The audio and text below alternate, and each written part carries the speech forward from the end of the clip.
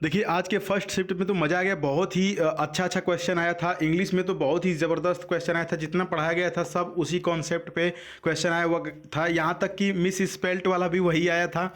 आइए देखते हैं, डिस्कस करते हैं ना। आज है फर्स्ट शिफ्ट का, हम आपके सामने क्वेश्चन लेकर के आए हैं जो भी स्टूडेंट्स के द्वारा इंस्टाग्राम पे भेजा गया था। वही क्वेश्चन यहाँ पर हम लेकर के आए हैं। 19 तारीख के फर्स्ट शिफ्ट का क्वेश्चन आपके द्वारा भेजा गया। यहाँ पर देखिए जो पहला आया था ना, हार्डली विन वाला कंसेप्ट में आया था। आपको पता है कि जब भी हम फाइंड द एरर वाले बहुत से मॉक टेस्ट आपको कराए हैं और सब में यही बताते थे कि हार्डली विन वाला कंसेप्ट आपके एग्जाम में पूछता है, और देखिए वही पूछ लिया। लेकिन ध्यान देंगे जिनका एग्जाम आने वाले शिफ्ट में है या आने वाले दिनों में है, उनके एग्जाम में स्कार्सली पूछ सकता है। तो स्कार्सली भी अगर पूछे तो स्कार्सली के साथ भी वेन का प्रयोग किया जाता है, बेयरली के साथ भी वेन का प्रयोग किया जाता है। अगर ऑप्शन में वेन ना रहे तो बिफोर का प्रयोग किया जाता है। ठीक है, ये भी ध्यान देंगे। तो हार्डली, स्कार्सली, बेयरली तीनों के साथ वेन या बिफोर का प्रयोग किया जाता है। 90% चांसेस में आप देखेंगे कि वेन का ही प्रयोग किया जाएगा। अगर वेन वो ऑप्शन में नहीं रहता है तो बिफोर ऑप्शन में रहेगा और वो सही हो जाएगा। ठीक है, चलिए आगे बढ़ लेते हैं। अगला देखिए बहुत ही ज़्यादा इंपॉर्टेंट और ये तो कई बार कराया गया एंटोनिम आपके सामने आया था। दोनों आपको डिस्कस करके बताते हैं। एनलाइटेड दिया हुआ है ना, जिसका मतलब होता है ज्ञानी या प्रबुद्ध। इसका एंटोनिम पूछ लिया गया था तो इग्नोरेंट बोल सकते हैं या बेनिक्टेड बोल सकते हैं। ठीक है, नेक्स्ट देखिए जो पूछा गया था। अब अगला क्वेश्चन जो है ये कंडेम्ड, जिसका मतलब होता है दोषी या अपराधी। इसका एंटोनिम पूछा गया था तो अप्रूव बता सकते हैं या प्रेज बता सकते हैं। जो भी ऑप्शन में रहा हो, ऑप्शन में कुछ भी हो सकता है।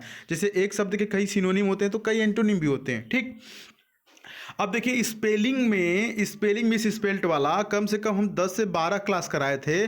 और ये जो इसे 4 ऑप्शन दिया गया था ना, तो ये 4 ऑप्शन में जो चारों है ना, चारों के चारों हम करवाए थे। और इन चारों में पूछा गया था कि कौन सा सही है। ठीक है, बाकी के 3 गलत थे। तो जो सही था वो देखिए शायद ये वाला था। कंफर्टेबल की ऑप्शन स्पेलिंग जो सही लिखी गई थी, बाकी तीनों की गलत लिखी गई थी। तो यहाँ पर हम तीनों की स्पेलिंग लिख दिए हैं। हो सकता है कि आने वाले शिफ्ट में यह पूछ सकता है। ठीक है, तो देखिए अटेंडेंस पूछा गया था, ATTENDANCE। हम आपको कहते थे ना बार बार कि डबल लेटर वाला जरूर पूछता है, तो याद रखिएगा। देखिए कंफर्टेबल था, COMFORTABLE, कंफर्टेबल आसान है। टेबल की स्पेलिंग तो आपको ऐसे ही याद है, कन्फर्म की याद है, कन्फर्म COMFOR।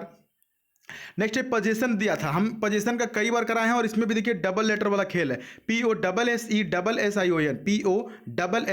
POSSESSION। डेफिनेशन का भी पूछा गया था। डेफिनेशन की स्पेलिंग देखिए DEFINITION। एक चीज हम आपको बता दें, डेफिनेशन की स्पेलिंग आप कभी नहीं भूलेंगे।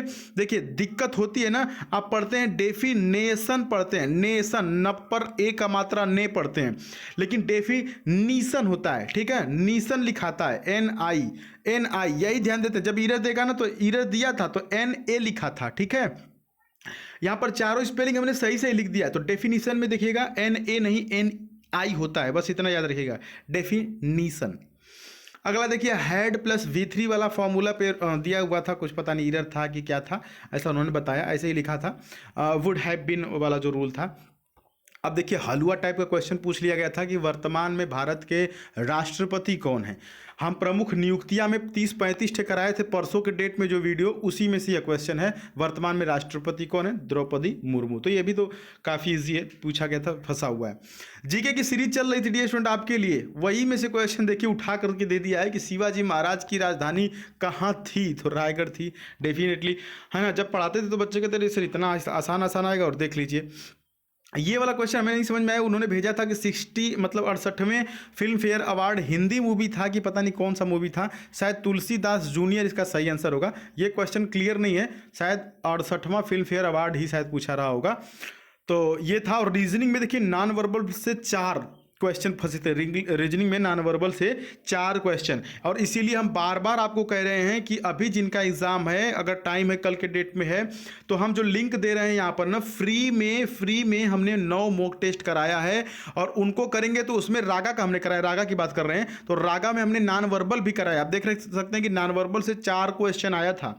तो उस लिंक पर जाके उसको सॉल्व कर लीजिएगा। फिलहाल के लिए इतने क्वेश्चन, बाकी अगर कोई क्वेश्चन आपको पता हो तो आप कमेंट बॉक्स में कमेंट कर सकते हैं।